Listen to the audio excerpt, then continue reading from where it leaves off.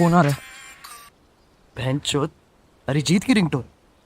अब हम बंगलो के अंदर आ चुके हैं। It's the first day of Indian creator Olympics. Format बिल्कुल सिंपल है, पर इसे मैं ग्राफिक्स के पल्लू में छुपा के भयंकर कॉम्प्लिकेट कर दूंगा। तुम्हारे चहेते यूट्यूबर्स हर इवेंट में कम्पीट करेंगे और जीतेंगे एक सोने का मेडल, क्योंकि अब इंडियन यूट्यूबर्स भी करने लगे हैं फ्लेक्स। और पहला इवेंट है playing carrom with your legs.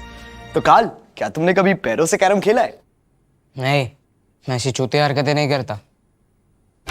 10,000 दूंगा तो करेगा?